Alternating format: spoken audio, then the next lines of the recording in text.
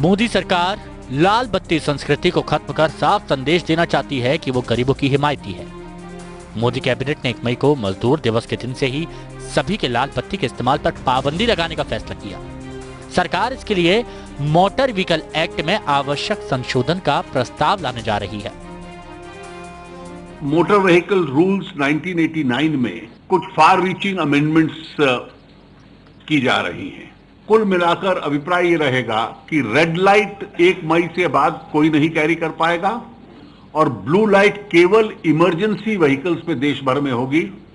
न केंद्र न राज्य सरकार के पास कोई अधिकार होगा किसी को विशेष अनुमति देने का या किसी कैटेगरी को स्पेसिफाई करने का। वित्त मंत्री अरुण जेटली ने साफ कहा है कि किसी को भी लाल बत्ती के इस्तेमाल की छूट नहीं दी जाएगी। यहां तक कि राज्य सरकारों को भी केंद्र के इस फैसले पर अमल करना होगा। जेटली ने बताया कि नीली बत्ती का इस्तेमाल सिर्फ आकस्मिक सेवाओं वाली गाड़ियों को होगा।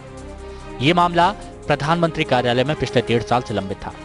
परिवहन मंत्रालय ने पीएमओ को 3 विकल्प सुझाए थे, जिनमें से एक प्रस्ताव लाल बत्ती के इस्तेमाल पर किसी को भी छूट न देने का था। सरकार ने इस फैसले से एक बहुत अहम बदलाव किया है।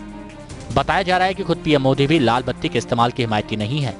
कैबिनेट ने दूसरा अहम फैसला नई ईवीएम मशीनें और वीवीपैट मशीनें खरीदने की मंजूरी दे दी है। चुनाव आयोग की सिफारिश के मद्देनजर सरकार ने इसके लिए बजट आवंटन भी कर दिया है, ताकि अगले आम चुनाव नई मशीनें और वीवीपैट मशीनों के साथ कराए जा सकें। सरकार बजट में से सारा खर्चा देगी, कुछ इस वर्ष होगा, कुछ अगले वर्ष होगा, और इसकी मंजूरी दी गई। इसका अर्थ यह है कि अगर सितंबर 2018 को सारी मशीन तक आ जाती हैं तो स्वाभाविक है कि उसके बाद जितने भी इलेक्शंस होंगे सभी पोलिंग बूथ्स की इलेक्ट्रॉनिक मशीन्स के साथ पेपर ट्रेल भी होगा। चुनाव आयोग इसकी मांग करता रहा है। मोदी कैबिनेट ने मानवीय संवेदना और सेना के त्याग और बलिदान को ध्यान में रखते हुए एक और अहम फैसला लिया। सरकार ने अब सेना में जो लोग 19/12/1991 से 29/11/1999 के बीच शहीद या विकलांग हुए हैं, उन्हें लीव इनकैशमेंट की सुविधा देने का फैसला किया है।